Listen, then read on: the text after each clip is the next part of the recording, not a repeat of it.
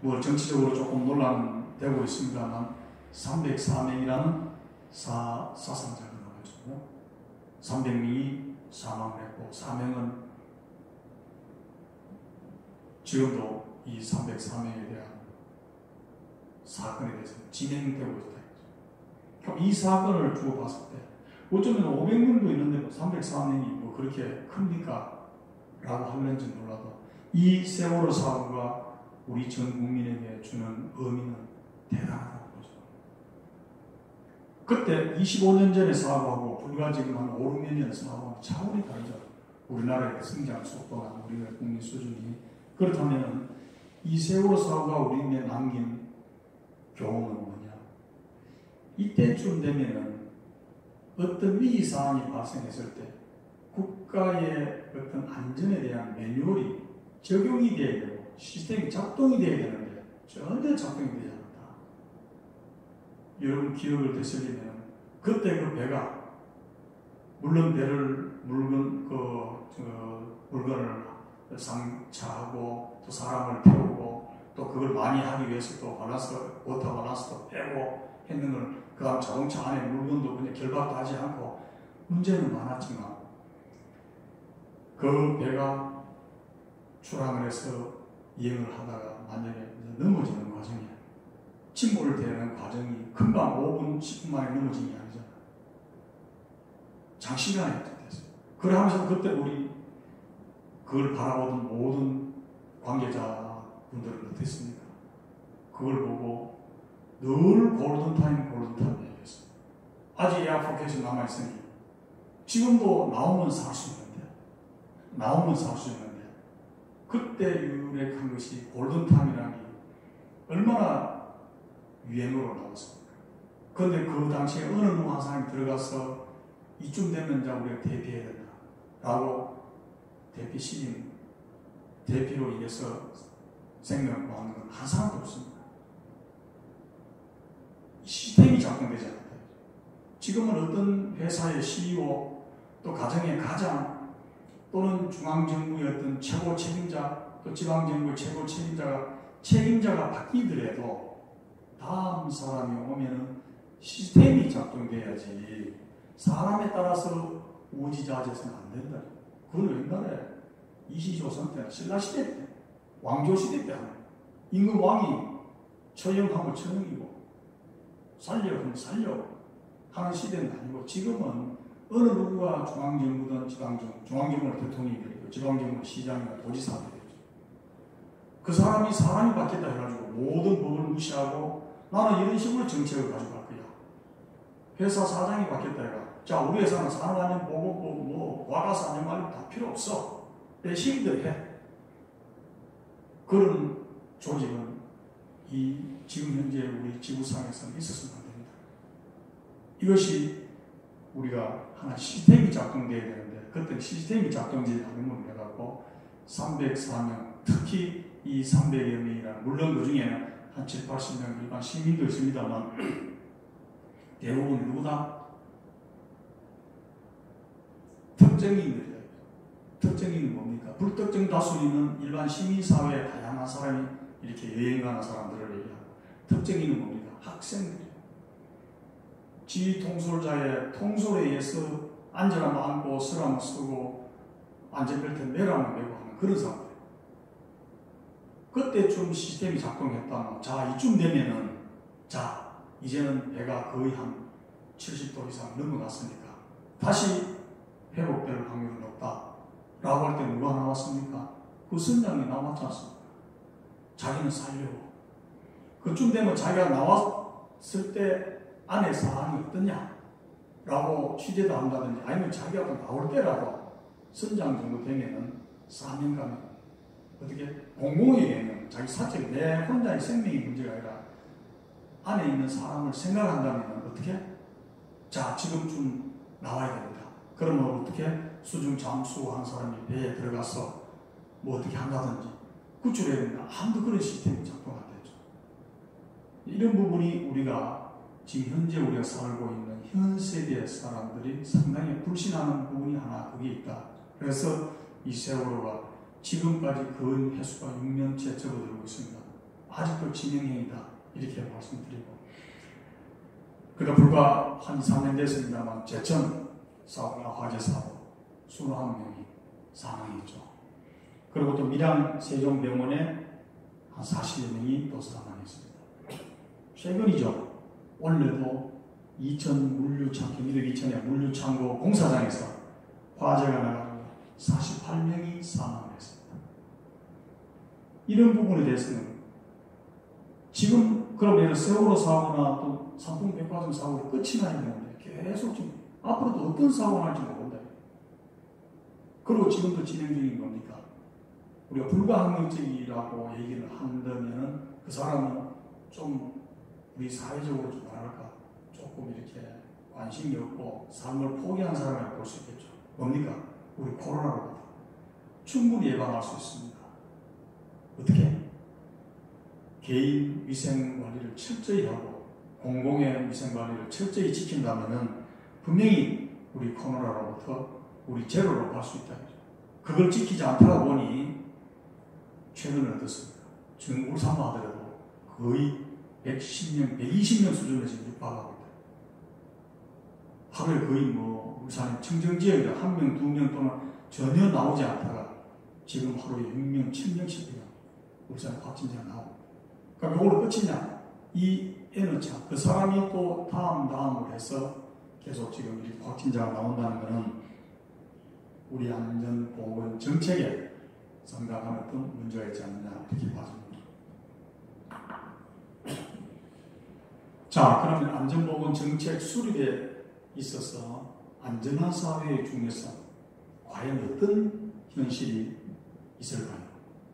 조금 전에 말씀드린 대로 우리 사회는 역시 법치주의 국가입니다.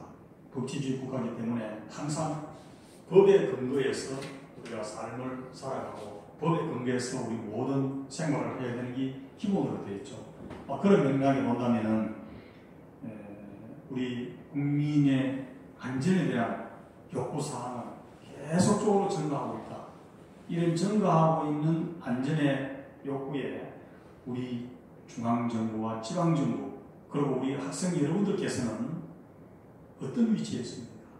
대부분 다 안전환경실장, 안전환경 부서장 주무원을 보시는 분들이기 때문에 이 주무원을 보시는 분들이 안전보건 정책을 어떻게 함부로 내서 내가 소속되어 있는 조직, 내가 관리하고 있는 회사, 그리고 내가 거주하고 있는 우리 가정의 안전보건을 어떻게 확보할 것인가. 그러면 답은 나와 있죠. 그죠? 첫째, 계획을 잘 세워야 돼요. 그래서 아마 산업안전보건법, 소방법, 과학가스안전관리법, 에너지와 합리화법, 모든 법에 보면은 안전에 대한 체계적인 계획을 수립하고 조직을 확립하고 또 어떤 사고가 났을 때는 신속정확하게 대피 훈련할 수 있고 평소 때는 어떻게 한다는 그런 체계적인 계획까지 다 마련되어 있다고 봅니다. 이런 차원의 우리 현 사회에서는 안전보건 정책 수립에 최선을 다해서 우리가 임해야 되지 않느냐 이렇게 말씀을 드립니다. 자, 우리 현실은 너무나 변화가 많죠. 특히 우리가 기후변화에 따른 영향, 이것도 재난입니다. 우리 코로나가 어떻습니까? 어쩌면은 이 천재지변으로 어떤 분들은 야, 코로나 이거 어떻게 우리가 했는가, 이거 뭐 중국 우한이 어떻고 뭐 어떡하. 결론적으로 우리 인재입니다. 인간의 어떤 개인 위생관리 또는 공간에 대한 공공의 위생관리가 부실함에 따라 우리 인간이 너무 이 지구 환경에 대해서 매도하고 너무 자만하고 하다 보니까 지구가 그냥 몰린 거죠. 어디 엄청난 음보를 주는 거야. 물론 조금 어떤 뭐 신격적인 얘기가 있을지 몰라도 이 코로나가 그냥 코로나 말고 메르스도 있고 많이 있었죠. 이것이 그냥 문이 아닙니다. 또 과거에 지금부터 한 5, 60년 전에는 우리 장티부스 기가 콜레라 이걸로 내가 많은 우리 국민들 또는 어떤 지역사회에 많은 생명을 잃은 그런 전례들이 있습니다. 그러나 그런 거는 국부적으로 일어나 어떤 지역적으로 지금은 세계 지구는 하나입니다. 지구촌 전체가 이제는 뭐 하루아침에서 왔다 갔다 하다 보니까 이번에 코로나19는 지구촌 전체가 지금 복병을 하고 있다. 그럼 이래 된 것도 무슨 영향이 있느냐? 기후변화에 따른 영향이 엄청 많은 우리 피해를 주고 있다. 특히 우리 20세기, 21세기를 접어들면서 기후변화 현상은 전 세계적으로 지구촌 전체가 기상이변을 갖고 있는 현실이다. 특히 최근 100년간, 우리 100년간 이래 보면 지구 환경이 거의 평균 0.74도 정도 상승을 했습니다. 그러나 특히 우리나라는 1.5도가 상승했습니다. 어떤 분들은 0.74도 그거 별거 아니네. 100도 기준 한다면은 우리가 1도, 한 5도, 6도, 10도도 아니고 0.74도 아주 미미하지 않느냐. 그리고 우리나라 1.5도, 한 100도 중에 1.5도, 1.5%뿐이 아닌데, 각자 여러분들이 지금 어느 건물이든지 아마 여러분들 회사도 역시 마찬가지고 관공서도 그렇고 출입할 때는 지금 현재 전부 열화상 다 하고 있죠. 그 만약 1.5도 높다면 어떻게 해? 여러분 건강처럼 바로 병원을 가야 돼. 말할 필요가 없는 거죠. 무조건 병원 가야 돼. 물론 그것이 코로나로 인해서 일이 올라갈 수도 있고 또는 자기 개인 질병으로 인해서 올라갈 수 있지만 사람이 살 수가 없습니다. 우리가 36.5도라는 게 정의적으로 그 우리 인간의 어떤 구조적으로 그 상태에서 우리 생활하도록 되어 있죠. 그래서 우리가 이 기후변화에 대한 대응이 상당히 중요하다. 그리고 향후 우리가 지금 태풍이 계속 오늘도 아침에 지금 태풍이 지나가고 있죠. 이런 걸 보면 지구촌 전체의 피해는 앞으로 더욱더 심각한 것이다. 그래서 해양, 산림, 식생물, 한반도 주변의 생태계에 급격한 변화를 갖고 있다. 여기 보시는 대로 1960년에서 2000년도 보면 이렇게 이 세계에서 IPCC에서 나온 자료로 평균 온도 변화 추이를 보면 1850년에서 1960년, 2000년도에 이렇게 온도가 올라가고 있다라는 걸 여러분들이 볼 수 있습니다. 자, 이걸로 인해서 최근에 우리 이런 부분 기후변화, 환경변화로 인해서 안전에 대해서, 환경 안전에 대해서 어떤 특성이 있는가, 특성을 한번 살펴보면 기상이변과 산업의 고도, 그냥 대규모의 복합 신종 재난 계속 증가합니다. 쉽게 말해서 지금은 여러분들이 아시다시피 위해 화학물질, 예를 들어 황산이든 염산이든 불산이든 과거의 우리 제조 기술은 그 순도가 거의 한 70%, 80%가 아주 좋은 거죠. 지금은 어떻습니까? 우리 산업의 고도로 인해서 거의 황산, 염산, 질산, 불산, 예를 들어 이런 어떤 위험물질도 거의 순도가 99.999%입니다. 초고속 성능을 최고의 제품입니다. 100% 기준합니다. 자동차를 기준하면 어떻습니까? 과거에 한 60년, 70년 우리 회사 현대자동차 포니 1, 포니 2가 처음 우리가 제품이지 않습니까? 그 차는 거의 시속 한 70km, 80km 가면 저는 포니 1을 타본 사람입니다. 고속도로를 가든 국도 좀 좋은 데 가면 쉽게 소음도 많이 나고 이게 흔들림에 의해서 질주할 수가 없어요. 잠시 한 70km, 80km 갈 수 있지만 늘 한 60km, 70km 기준으로 빨리 가요. 지금 어떻습니까, 여러분들이? 차라고 나옵니다. 기본적으로 아무리 차가 경차한다 하더라도 110, 120km는 순식간에 그냥 그만큼 쉽게 말해서 성능이 좋아졌다. 50km, 60km 갈 때 부딪혔을 때 일어나는 사고, 자동차가 50km 왔을 때 우리 사람이 횡단보도에 부딪혔을 때 그 상해 정도하고 120km 갈 때 부딪히는 상해 정도가 어떻습니까? 50km에서 부딪히면 주로 또 다치는 부위에 따라 차이는 있겠지만 거의 다리가 부러진다든지 그 정도 어떤 중상 정도 되겠지만 120km 정도 달리다가 다 부딪히면 사망입니다. 그 부딪혀가지고 살아남은 사람 아무도 없어요. 위험 물질 역시 마찬가지입니다. 과거에 순도가 한 70, 70%, 80%에서 지금은 아까 말씀 거의 한 100% 수준 육박하니까 그 순도가 바로 엄청난 피해를 가져오는 거죠. 이번에 레바논 도시 폭발하는 것이 맞아요. 질산 엄청 위험하지 않습니까? 도시 한 전체가 망하게 되는 거죠.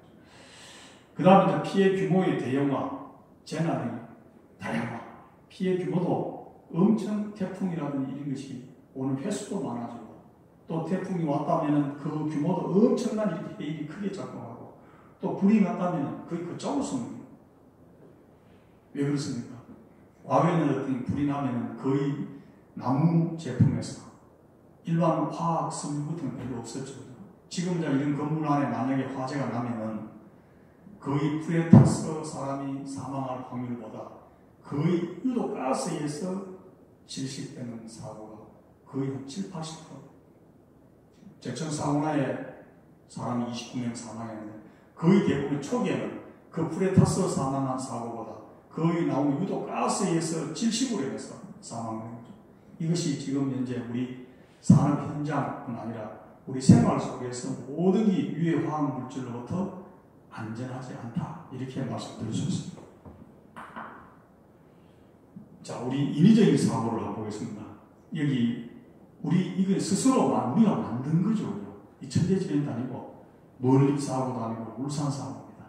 유류화재 사고. 지난해 9월 28일 날 동구에서 여포항에 정박돼서 거기서 화물을 이렇게 환적하다가 A 선박에서 B로 이렇게 선박으로 이동하는 과정에 화재가 난 거죠. 그죠? 사람은 한 8명 정도, 중경상 정도였지만 사망사고는 없었습니다만 보시는 장면이 이렇습니다.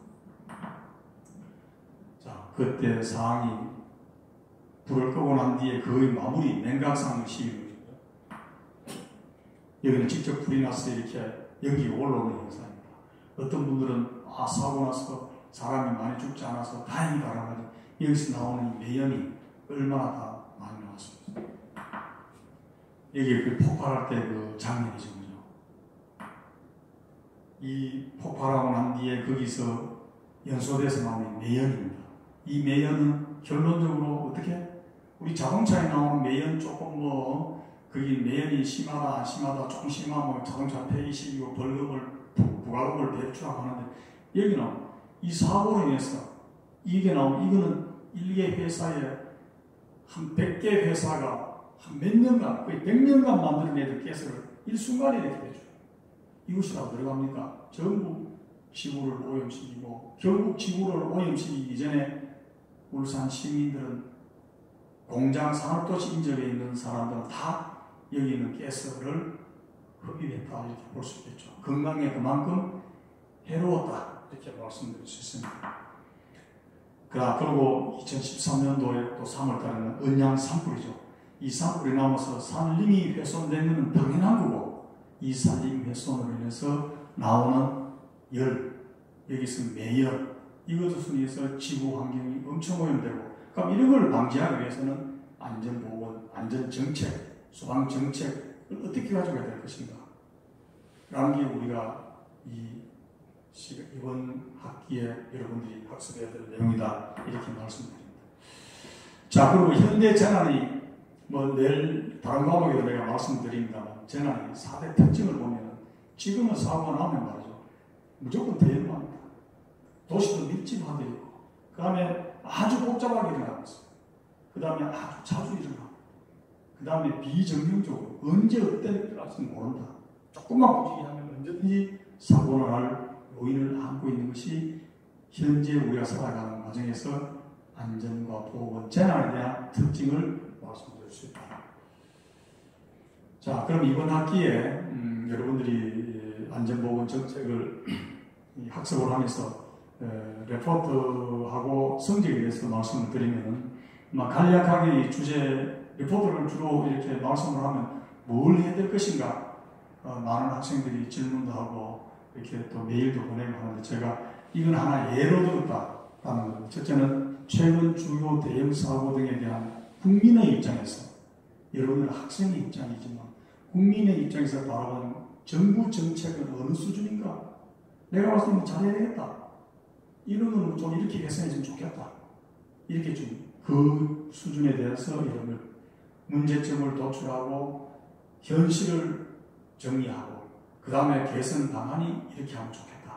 이래 했을 때 기대 효과는 어떨 거다. 이렇게 정리를 해주시고, 그럼 두 번째는 정부 차원에서 산업안전보건법의 개정에 대한 의견. 정부에서 산업안전보건법을 지난해에 김용규법을 해서 올 1월 12일부터 적용을 하고 있습니다. 이게 아주 법이 너무 강화되어 있다라고 하지, 뭐 일단 안전을 하시는 사람이 봤을 때는 강화된 건 아니죠.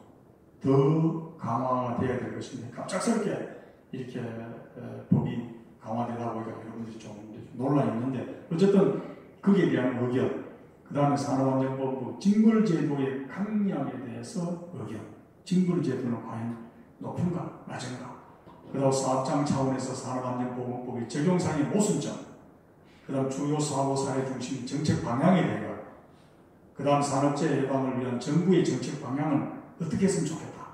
그 다음 산업재해 예방 기관인 안전보건공단이나 가스안전공사 등 현실적인 역할을 어떻게 했으면 좋겠다. 이 지금 산업안전공단은 너무 올드화됐어. 가스안전공사도 역시 마찬가지. 산업안전공단은 지금 한 직원이 2,000명 되는데 거의 간부하라. 전 직원이 간부하라. 직원이 5명 같은 뭐 본부장 한 사람에, 그 부장이 3사람에, 차장 한 사람, 그 밑에 직원 한 사람 없어.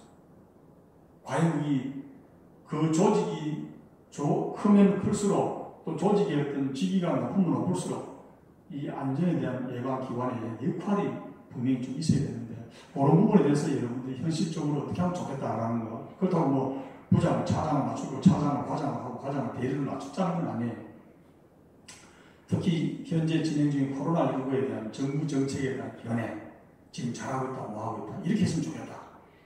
혹시 여러분들께서는 대학원이기 때문에 개인이 연구하고 있는 논문이 있으면 논문 중심으로도 리포트를 작성해 주시면 되겠다라는 겁니다. 리포트 제출은 꼭 여러분 성적 반영의 30%로 하도록 하겠습니다. 총 그 성적 평가는 영상 수강 출석이 20%, 그 다음에 중간 25%, 기말 25%서 여러분들의 성적을 평가하도록 하겠습니다.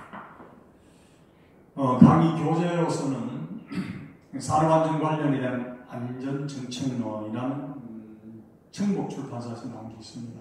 혹시나 여러분들이 교재가 필요하시면 구입을 하시고, 제가 봤던 안전보건 정책에 대해서는 많은 책이 나온 게 아니고, 의원이 신학문길 조금 전에 제가 쭉 근 1시간 이상 말씀을 드렸습니다. 우리 사회는 강론에 들어가서는 많이 있는데 그걸 총체적으로 관리하고 기획하고 하는 걸 아직까지 많이 미흡하죠.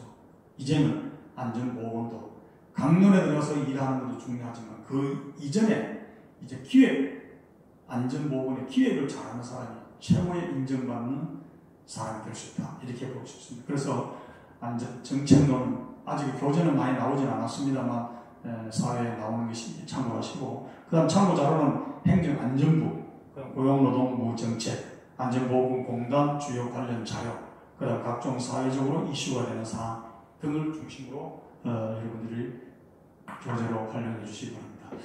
강의 계획은 1주부터 일단 전체적인 어떤 기본 맥락에서 7주까지 수업을 이렇게 쭉 정책 연구, 패러다임, 제도적 기반, 그 다음 구조적인 문제, 그 다음 목표와 전략, 그 다음 정책 기획, 그 다음 결정 과정, 추진 전략, 관리 대책, 안전보건 정책의 평가, 그 다음 안전보건 문화, 이런 식으로 해서 16주간 강의하도록 하겠습니다. 자, 그리고 여러분들이 질문은 가급적이면 제가 이 영상 수업이다 보니까 일일이 받을 수 없어서 여러분들은 메일로 저에게 주시면은 언제든지 제가 여러분들의 답을 드리도록 하겠습니다. 아무쪼록 첫 시간이고 또 과목 자체가 안전보건 정책이라는 과목이 되겠습니다. 이 과목을 학습을 하면서 여러분들이 늘 제가 몇 차례 말씀을 드렸습니다만, 우리가 산업 현장이든 또는 사회든 또는 중앙정부든 지방정부든 우리가 지금 해야 될 일이 많기 때문에 그걸 하기 위해서 어떤 강론적인 개념에 이렇게 하고 저렇게 하고 하는 각종 관련 법에서 하는 것도 상당히 중요하지만 가장 중요한 것이 기획입니다. 내가 어떤 일을 하고 또 내가 서울을 간다. 또는 내가 일본을 간다. 내가 학교에 발표를 하러 간다. 또는 내가 어떤 우리 회사 직원 또는 우리 조직에 워크숍을 간다. 워크숍을 하더라도 왜 워크숍을 하게 된 배경과 목적이 분명히 있다. 그럼 한다면 어디서 할 것인가 장소가 나와요. 그럼 어떻게 할 것인가? 무슨 주제로 할 것인가? 그럼 이걸 했을 때 하루 일도 못하고 늘 전 직원이 모인다, 우리 부서 직원이 모인다 하면은 이걸 했을 때 어떤 우리 회사에, 우리 조직에, 우리 국민들에게 도움이 될 것인가? 그 다음 이걸 했을 때 어떤 기대 효과는 뭔가? 나름대로 어떤 명분과 실익이 있는 모든 일을 하는 것이 상당히 중요하다. 그런 맥락에 보면은 안전보건을 하자. 뭐 기기안전, 전기안전, 화공안전, 설비안전, 건설안전, 뭐 교통안전, 학교안전, 재난안전, 뭐 원전안전, 지진안전 많은 어떤 강론적이 있지만 그것을 하기 이전에 거기에 관련된 강론에 대한 걸 계획을 하고 기획을 하고 사고가 왜 일어났는지 이 사고를 줄이기 위해서는 우리가 어떻게 해야 될 것인지 하게 된 배경과 목적 그 할 때는 예산이 얼마나 들어갔는지 이걸 예산이 들어간다면 예산을 어떻게 우리가 har정을 해서 할 것인지 원래 다 할 것인지 다음에 또 할 것인지 나름대로 계획을 잡아야 합니다. 그래서 여러분들 혹시나 기술 관련해서 자격증을 공부한다면 어떻습니까? 뭐 화공안전, 기기안전, 전기안전 모든 걸 다 따고 싶죠. 다 딴다 해가 한참 다 따지는 건 아니죠. 아, 자 그러면은 원래는 내가 이런 관계가 내가 화공안전 기사를 따겠다. 또는 산업안전 기사 자격을 따겠다. 또는 위험물 산업 기사를 내가 시험을 치겠다. 그러니까 요거 하고 난 뒤에 어떻게 내가 또 공부해서 다음 자격을 따겠다. 나름대로 자기 전략이 필요하다. 전략이 잘 수립된 사람은 분명히 그 먼 훗날에 그 성과 결과가 전략이 흐리무진하게 잘 못 짠 사람보다는 성과가 상당히 좋은 것으로 평가될 겁니다. 그래서 우리가 안전보건 정책 과연 어떻게 할 것인가 이런 부분에서 이번 한 학기 동안 여러분들 같이 한번 고민하면서 논의하는 시간을 갖도록 하겠습니다. 아무쪼록 한 시간 동안 여러분들이 강의를 했습니다만 본 강의에 대해서 여러분들이 질문이 있으면 언제 강의 질문 주시고 오늘 수업은 이것으로 마치도록 하겠습니다. 수고했습니다.